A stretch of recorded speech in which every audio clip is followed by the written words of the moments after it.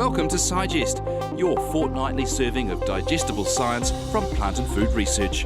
Kia ora koutou, welcome to another episode of Scigest. My name's Rebecca Bloomer, and today I have the great pleasure of having a chat with Dr. Jim Walker, who's a principal scientist with the Ecological Pest Management Group here at Plant and Food, where he's been a scientist in either PFR or one of our predecessor organisations for over 40 years now. Jim's played a huge role, particularly around the development of integrated pest management programs, particularly in the pip fruit industry, and he is currently playing a really key role at PFR, liaising with industry in response to Cyclone Gabrielle as well. So I'm really excited to chat with Jim today. Jim, I welcome for starters. Well, thank you, Rebecca. And I wondered if, to start with, you could kind of tell us a little bit about your early kind of years in science. Did you always know that that was something you were interested in getting involved with? Well, I always knew that I was interested in science, and I guess my background, even at secondary school, was really going to the library. My passion, I guess, at the time was chemistry, and I guess I did really quite well in chemistry. I didn't imagine that I'd end up in the biological sciences, which is where I did. I guess my reason for getting into biological sciences was I was one of a large family and I needed money. I didn't have any other. And so I had a part-time job while I was at secondary school and worked in a nursery in Wanganui. And that gave me money, but it also gave me interest in the whole area of plants and horticulture. And ultimately, I guess that led and took me to Lincoln College as it was at the time. And while I was there, I realised more that entomology, pest management, was an area that fascinated me. And so I got drawn into it. It was not a revelation, it was just something that evolved through my interest in plants and horticulture. Sure, so interesting that you came to the insects from the plant side rather than coming to plants from a long-running kind of fascination with insects or something. Yeah, and I think that was really important in terms of my contribution ultimately to science, in that I really had focused on a degree in horticultural science first and foremost, so that was my bachelor's and master's degrees, and then specialised in entomology. So it gave me a good understanding of the many aspects of fruit and crop production. Sure, so you have that really holistic view, which is really nice.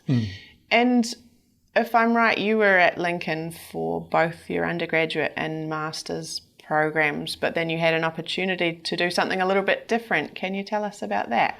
Yeah, well, I was very fortunate that when I joined DSIR, the person that hired me basically was Dr. Howard Waring. Howard has just recently received distinction on the King's Birthday Honours List. He was quite an influential person, and I joined initially to Hawke's Bay, which was a bit of a new area for DSIR to be appointing people to at that time. And I guess Howard sort of nurtured me, I guess, in that relatively new location for entomology work. And I guess out of that whole early chapter of work, which was really around an area called integrated mite control, we had quite a lot of success. And out of that success, I won a National Research Advisory Council fellowship to study overseas.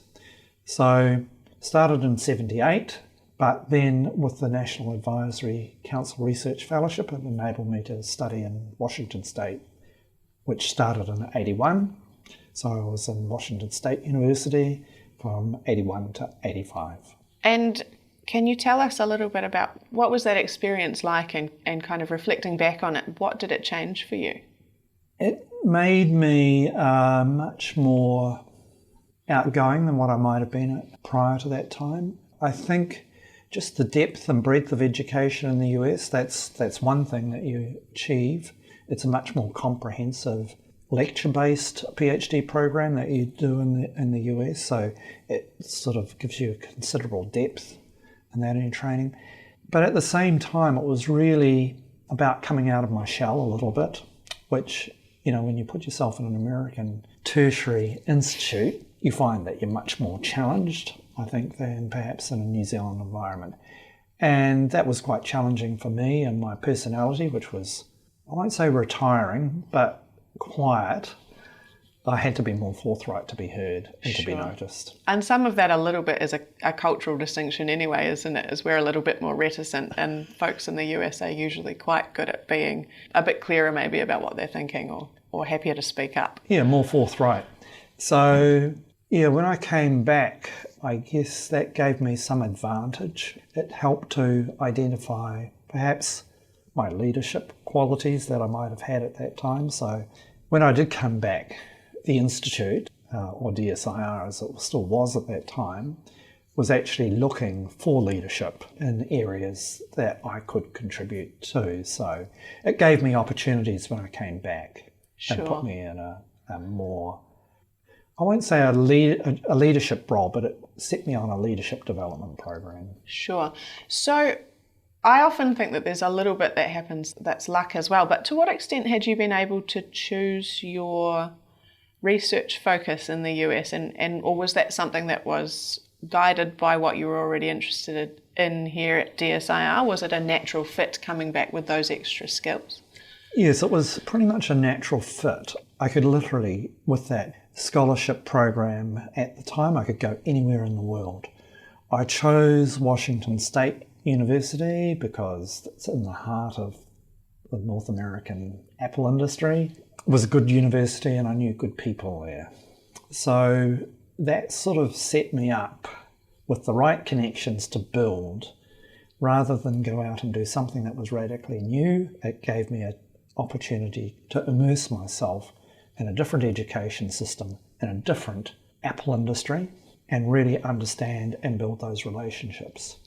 And I think it's probably fair to say that my major professor, he only died in 2019, and we had regular contact over the next, whatever it was, 35 odd years. That's really lovely.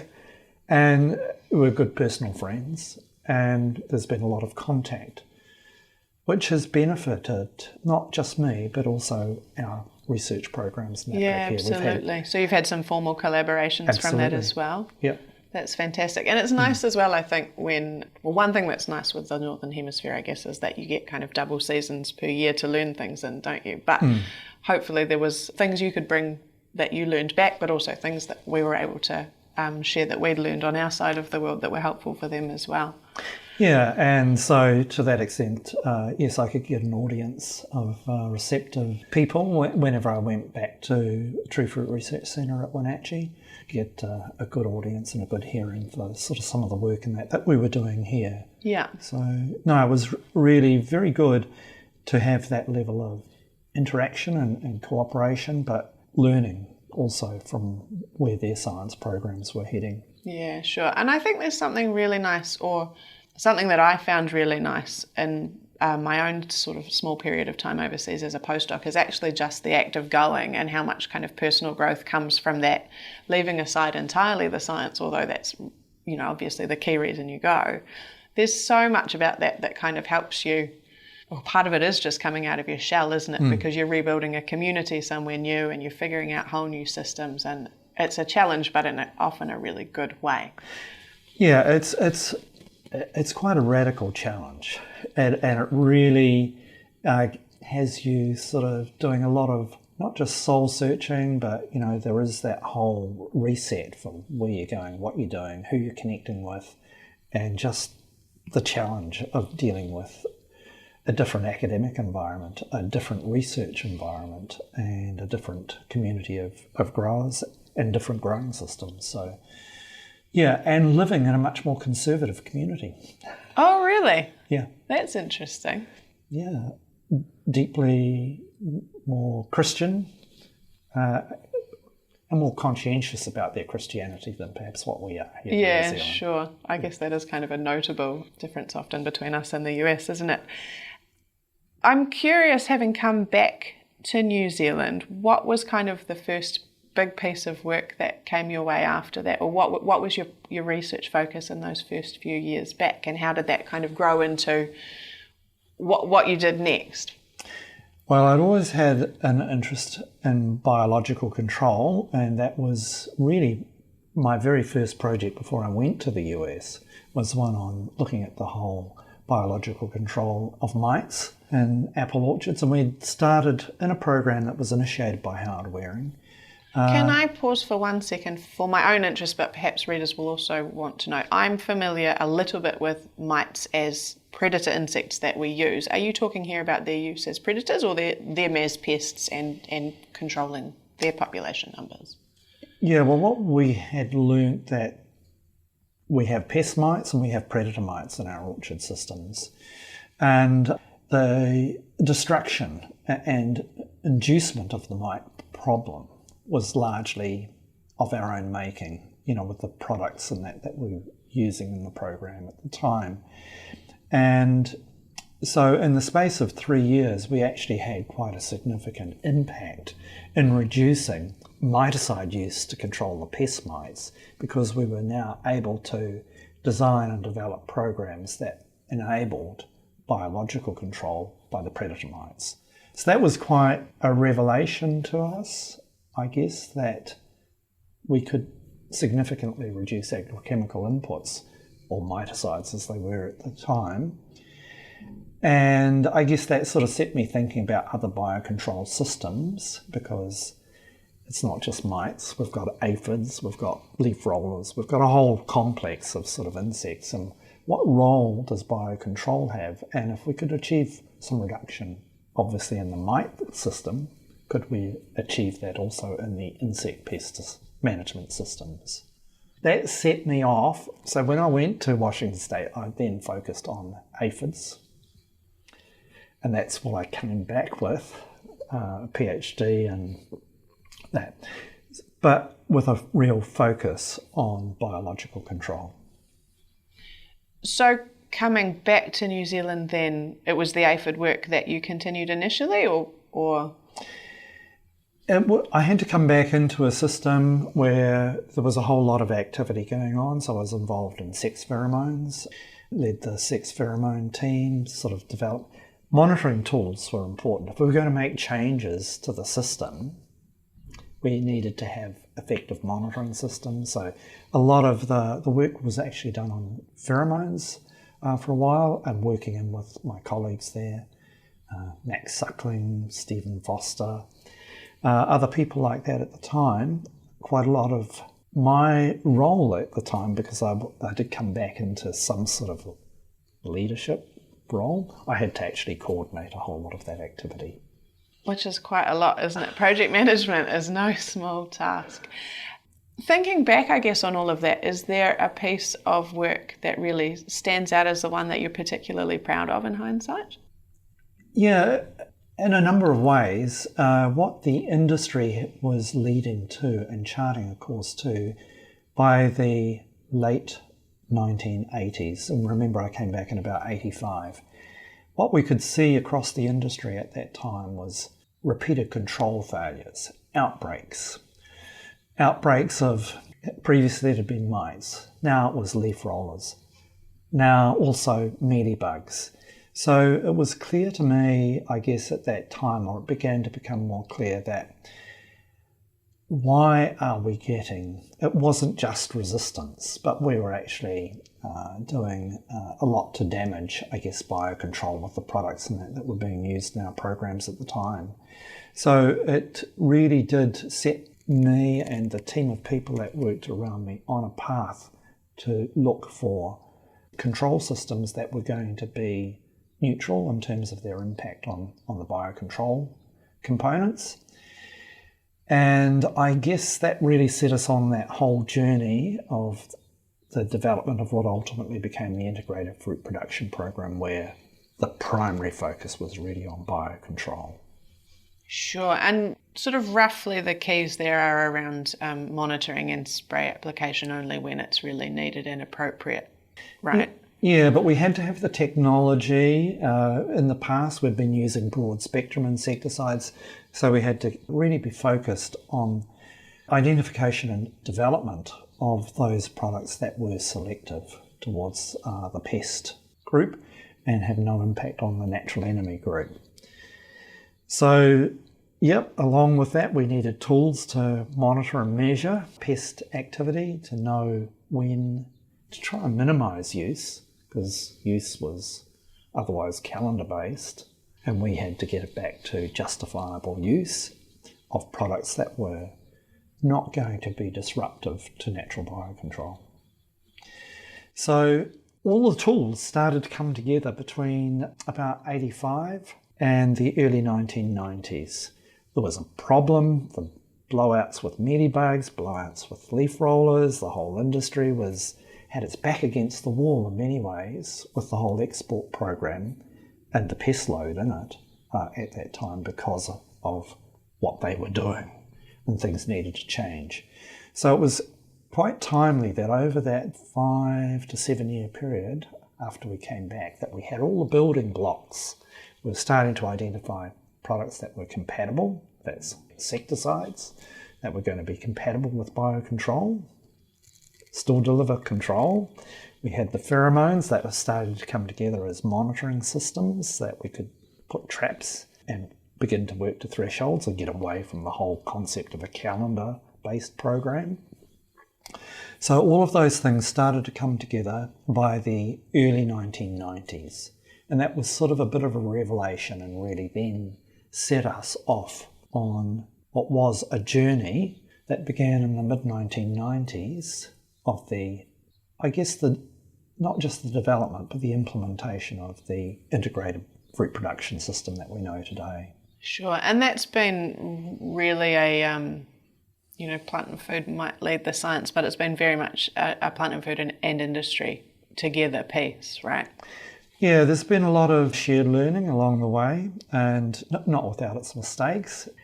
But in the space of 5 years, between 1996 and 2001, before the industry was deregulated, we set off on a path to get the industry fully through to an integrated fruit production program. There was a lot of resistance at the outset by some. The ag chem industry had a vested interest in the status quo. Growers, many of them were reticent to make significant change because it potentially risked it's their livelihoods, isn't it? Absolutely. And you need to be able to kind of show before you tell, don't you? Yeah. But we were successful in getting a few leaders and more innovative people in the industry working with us more closely.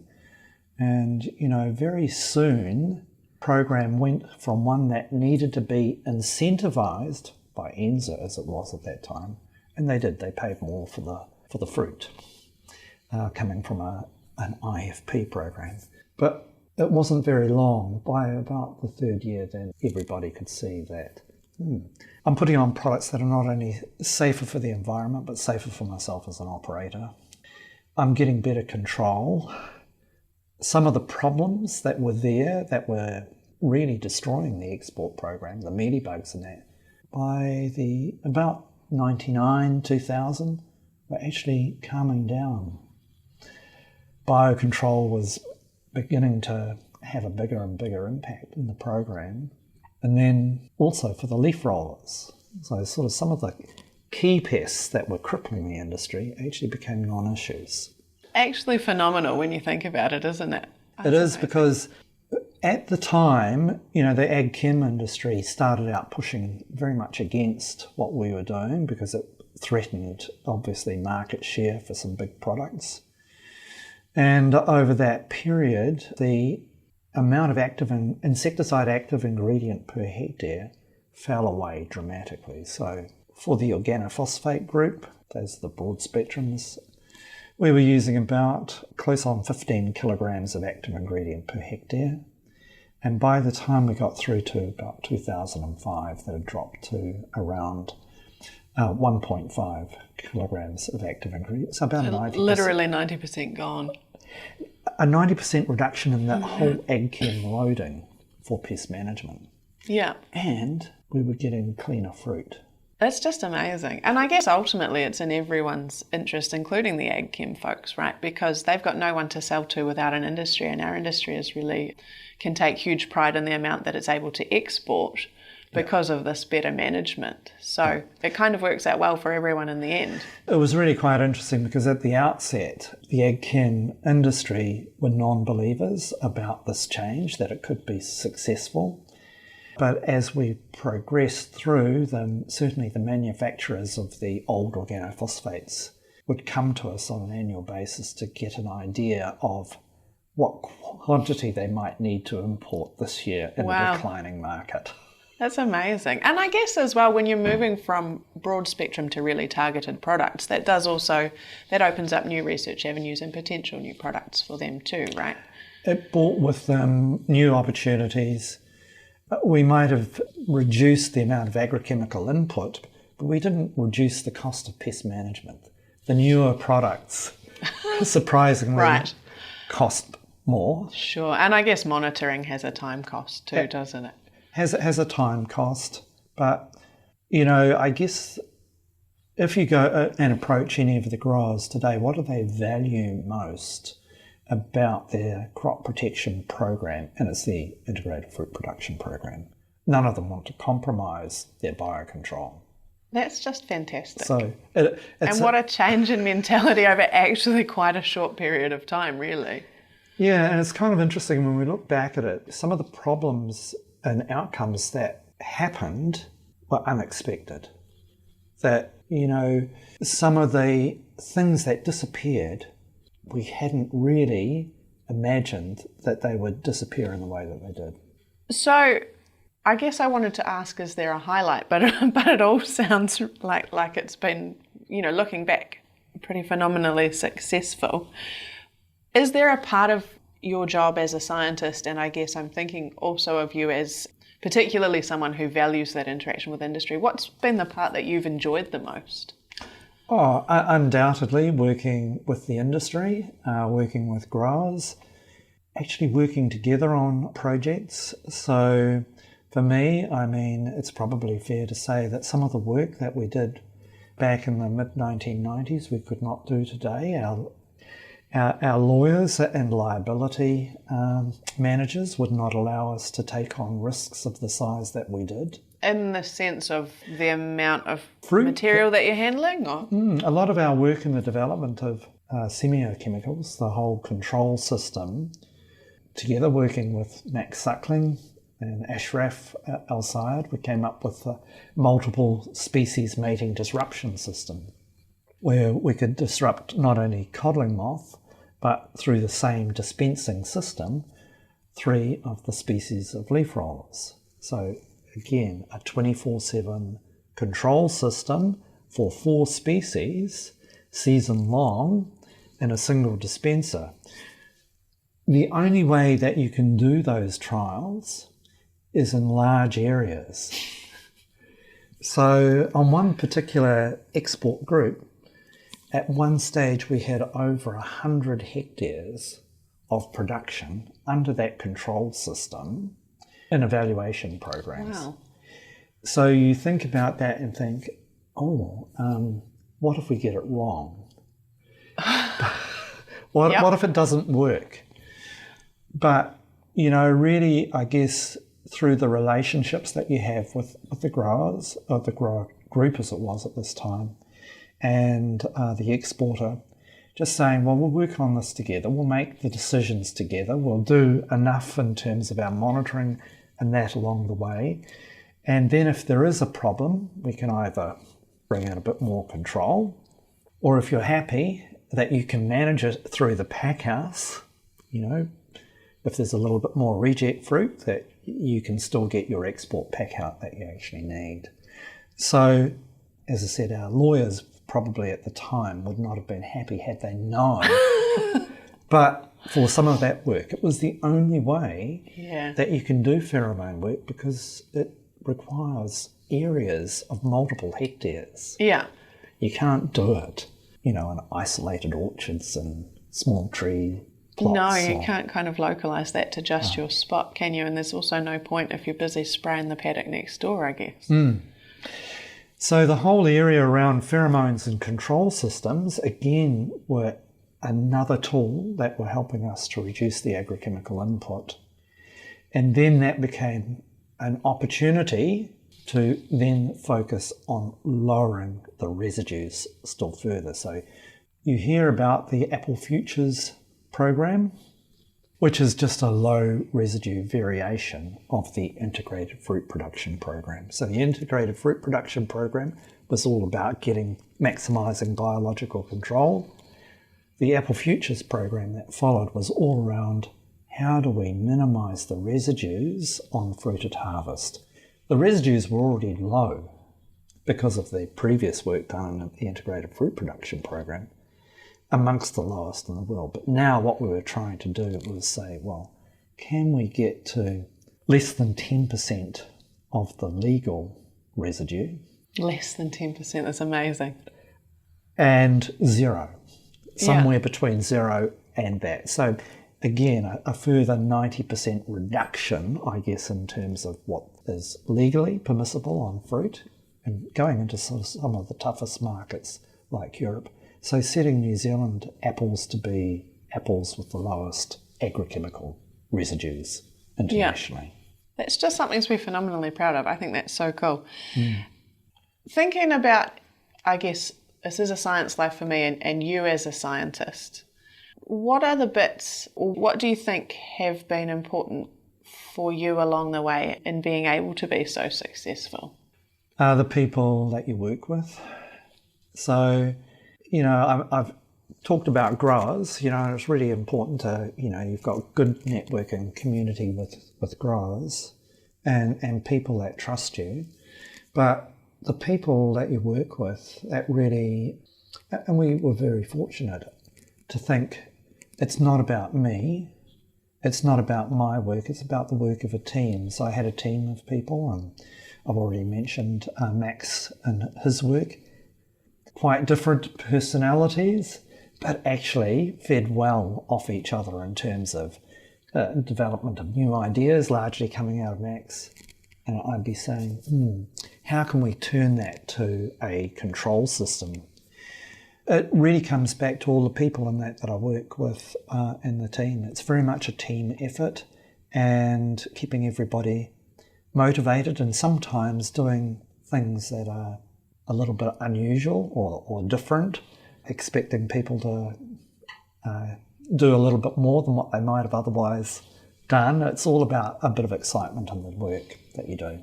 Yeah, that's so important, isn't it? Is to be, if you can get some real joy and see some real headway in the science that you're doing, that's important. But I think for me, and perhaps for you too, a huge part of the joy I get from science is the community of folks around me. Absolutely. Yeah. Like you say, the kind of really positive collaborative interactions, but right down to the team that's getting in amongst things with you in the field. It's just so important to have that kind of positive crew around you, I think. Yeah, because some of it, proving that mating disruption worked as a concept and required us doing some unusual things like getting virgin female moths and tethering them, putting them out in traps to see whether or not they got mated in the presence of the disruption system. And some of it repetitive. Yeah. Some of it different. But a lot of it fun and just working together as a team and keeping everybody involved. Yeah. So I've been really fortunate to have some long-term relationships with people, and that, people have worked with me and my team for 20, 30 years. And I can vouch, having spent a summer in Jim's team 15 plus years ago as a summer student, that it was a team with a really lovely vibe to work within. And a hugely positive, informative experience for me as at that stage, a very early career, still undergraduate scientist myself. Are there any parts of the work that have been more frustrating? Yeah, I guess what I've noticed through my career is that we've become less focused on the science and more focused on the funding, which I think has been a real detractor. Our efficiency in terms of science under the older funding model was really great. We used to be thinking more in terms of the science and not constrained by the funding environment. And I guess for the latter part of my career, but not only mine, I know other key scientists in that as well. A large part of the amount of time that goes into bidding, into proposals, things that aren't successful, and not because they aren't good ideas, it's just because the funding environment and the decision makers don't necessarily get it or understand the relevance or the connection of the science to ultimately what the outcome. And the outcome benefits for New Zealand. So there's been that whole transition, which I think has actually made it it's had quite a negative impact on our science productivity. Yeah, I can imagine. And I think many scientists would relate strongly to the frustration of putting your heart and soul into what you know are very good proposals, but, success rates for most of our funding streams are pretty low. Yeah. So there's a lot of time and a lot of effort goes into sort of unproductive bidding. And it would be helpful if there was a more efficient process or a process for getting good ideas, sort of advanced. And particularly, I think this has become more and more challenging for areas of applied science.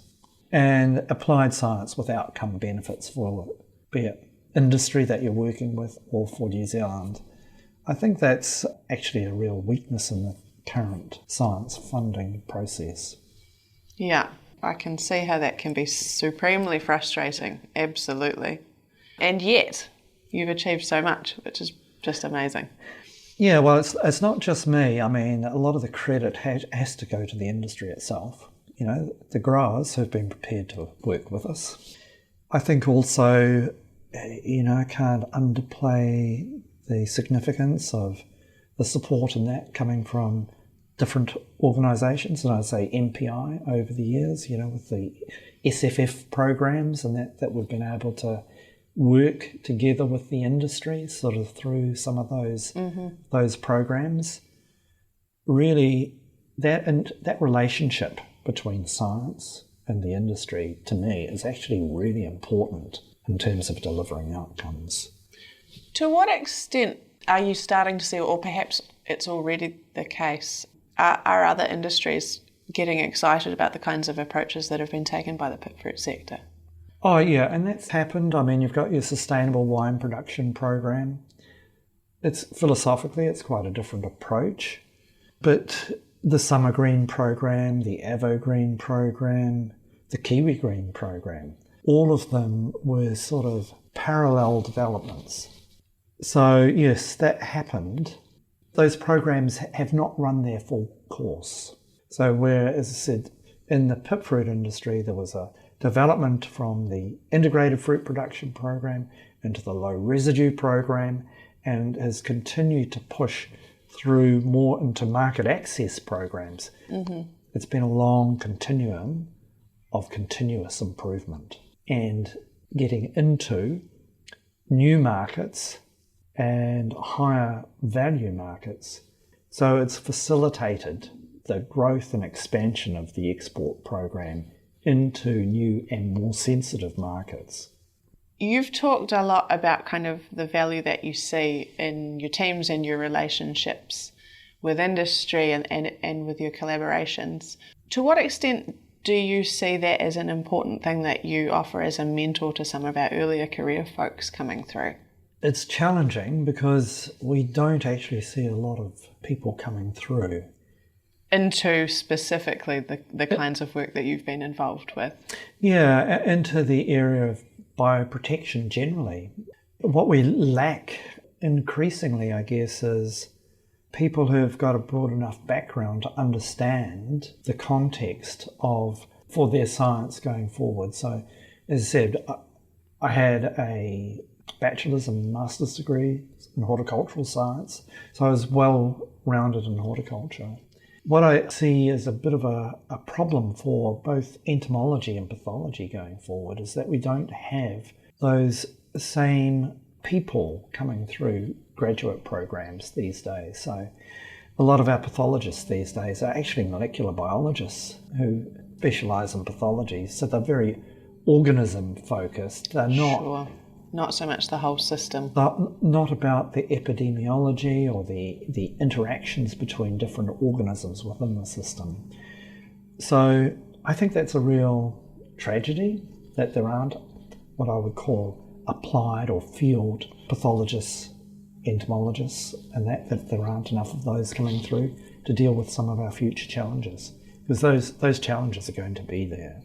Yeah, absolutely. And I have to say, I think it's a shame that folks coming through now with you as you're sort of approaching stepping back from your active science roles a little bit are going to be missing out on learning a lot from you, which is kind of a shame. I can speak a little bit to Jim's mentoring myself again from my summer role, and when I was thinking, I am a molecular biologist myself, guilty as charged, and 100% not an insect person, but the summer that I spent in his team, he talked so fondly about his time in the US and was really clear that it had been so formative for him. And I know those words were really ringing in my ears when I was weighing up my next career steps, finishing my PhD in New Zealand, and it was very much, I had the opportunity to go, and I thought, 2 or 3 people, but Jim in particular had been so clear on the value that he had gained from it. That was really important in my decision to move on in that way. Something that I've really valued and am still grateful for 15 years later. So I hope there will be some folks who also have had that opportunity to spend a bit of time with you and get the sense of the real joy that you have in what you do, I guess, as well as handing over the more, the knowledge and the relationships. That stuff is really important too, but the passion for it, I guess, is something that's really clear to me and was clear to me even then as an undergrad. Yeah. We just have to cast our net wider to find good people these days. When I say good people, I'm not critical of molecular biologists, but you've actually got to get the right skill set and people that can, if you need epidemiological skills, molecular biology may not be that important and certainly not going to get you into that space. And likewise, I guess in the area of entomology, you need to have broader-based ecological approach to understanding a control system. You do need specialists in biological control, but somehow somebody needs to be able to work in that way where you can put all of those things together. Yeah, people who can take that real kind of high-level systems view of things. Yeah. So I guess it's no accident that I'm still here at 71. But fortunately, and very fortunately, we've now got a new person in the role coming from East Malling Research. Yeah. And I'm really delighted that I'll have the opportunity with an honorary fellowship position within Plant and Food to help and assist and mentor her in that role over the next few years. She already comes with an excellent skill set, but it's a different environment and it's a different industry. Yeah, absolutely. So I've got a unique opportunity to work with her in my retirement. Yeah. Yeah, well, that was my question. One of my questions, my final question, in fact, and perhaps we should get to that point, is what are your plans for the future? And it looks like not entirely stepping away from plant and food, at least. It's hard, I guess, when you've had a career in science and you've had a lot of relationships, I guess, with the industry.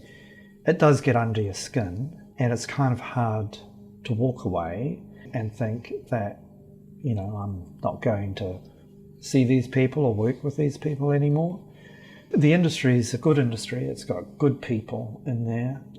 I'll continue to work both with plant and food research in my fellowship honorary scientist position, but I'll also continue to, attend meetings that the apple industry has every now and then and try and help and assist them when they need help or guidance in certain areas as it relates to export programs. And that I'm more than happy to give a little bit of time to help the industry on its journey, which is going to be a little bit challenging after the cyclone. I'm sure they'll be thrilled to keep you around for a little bit longer in some capacity, absolutely. This has been such a lovely chat, Jim, but I think probably in the interest of time I need to wrap things up. Thank you so much for your time this morning. And thank you as well to you, the listeners.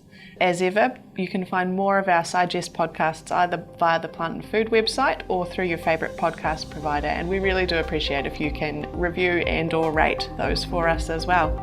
Until next time, mā te wā.